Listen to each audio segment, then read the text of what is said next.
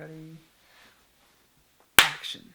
It's not easy picking a name for yourself, or do you trouble? What is up, guys? You guys are tuning into Nikki MGTV for another military video for all your military video needs. As always, if you guys want to watch me in my daily life, you can always look at my stuff on Snapchat, Instagram, or just comment down here if you guys have any questions. You can also direct message me. I always answer your guys' questions there.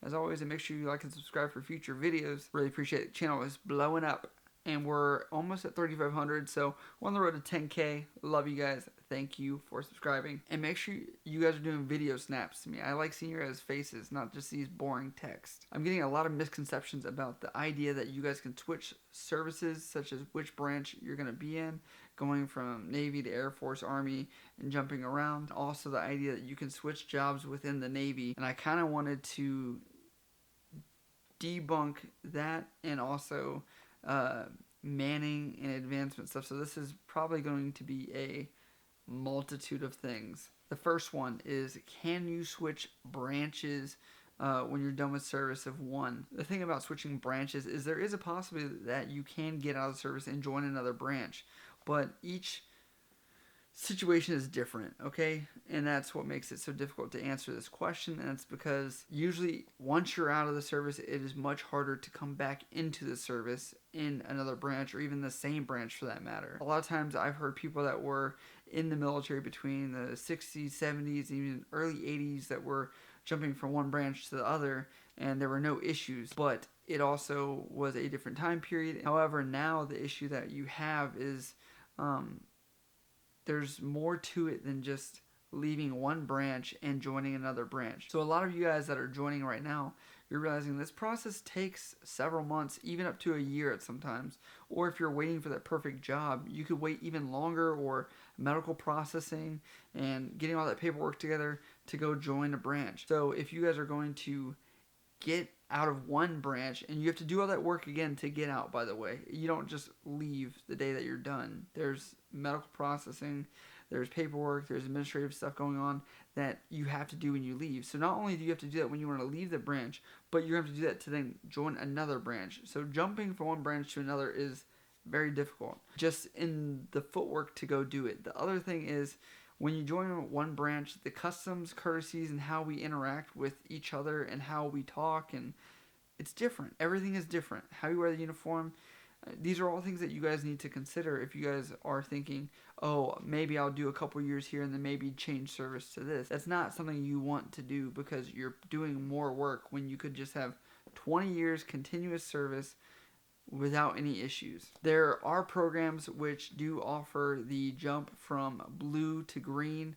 that I've heard of for the Navy, where you could be enlisted Navy and then you could jump to the officer side. I would say that the one caveat to this is I've seen a few people go from an enlisted side from one service and have gone to commission in another. Usually they have to get approval from the current service to then leave to the next service.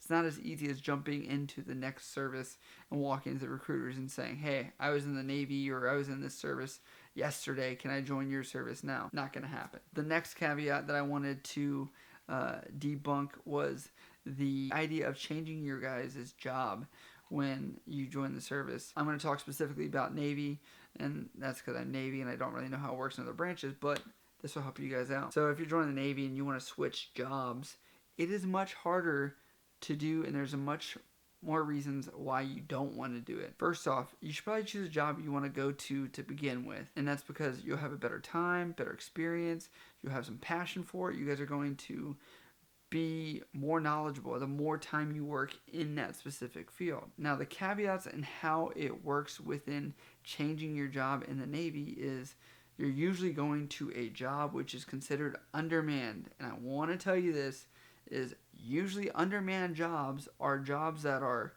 not desirable, or they are jobs that are higher end, like being a nuke or doing something in that field, that are more in demand because they are intellectually harder to get people into that job. So if you switch your job, you're probably not going to a better job in the overall spectrum. You're probably going to a job that is less desirable, maybe not as good, but it may have a better advancement.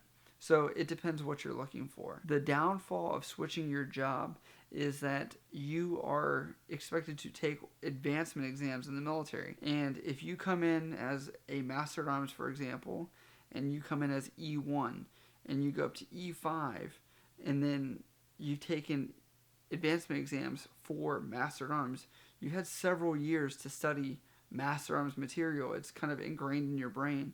So you're just adding more to that information because as you move up in rank, you're expected to know more. So if you're going to do that, then and you're going to jump ship maybe at the E4, E5 level to another job, what's going to happen is you're actually going to possibly be behind the curve of your peers that are E4s and E5s taking the tests against you and competing for the next rank, where they're probably going to have more knowledge than you. That's why I wouldn't say to do that. So just like changing branches, just like changing jobs, it's difficult because you're wiping away that history that you have and the understanding that's already built there on the foundation. Also, it's much easier to just stick with it, and it'll probably make you a better leader once you hit the higher ranks because you'll understand the job a little bit better. The last thing I wanted to talk about was the idea that a job is overmanned. I'm getting messages constantly from you guys about asking about corpsman or a certain job and how you hear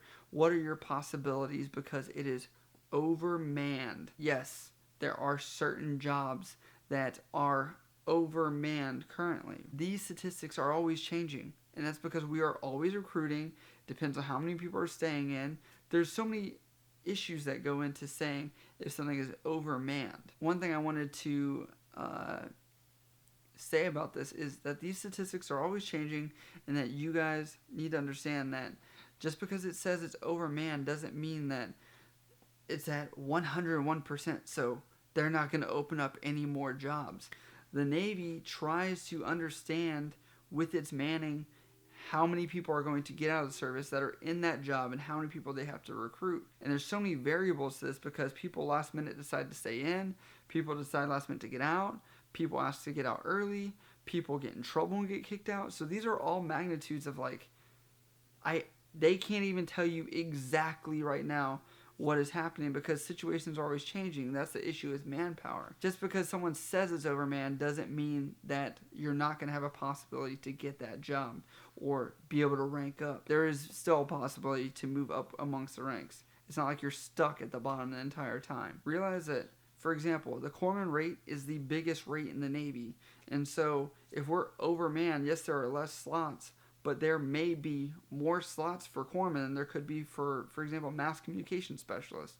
It's just statistically speaking, even though there is a less percentage. You guys are starting to learn statistics right now. Don't believe everything you hear just because someone told you, hey, it's overmanned. Just realize that anything is a possibility. Someone could be in depth right now that's going to be a corpsman, and then they say, hey, I don't want that. I'm done with the Navy. I'm going to leave. That could open up that spot for you. So you're just going off this idea that something being overmanned is actually really bad because it just isn't true. So don't pay attention to it. I know this was a different video. I covered many different topics, but it was just kind of verbal diarrhea of what has been coming my way as far as messages. And I wanted to clear the air because there's a lot of misconceptions about those three things. As always, guys, I appreciate those questions, and that's why I get to answer them in these videos. So if you guys have any questions, as always, you can follow me on my daily life on Instagram and Snapchat, or leave a comment down below. If you guys have questions about the military, your question could be on Nikki MGTV for the next video. As always, subscribe. I love you guys. See you.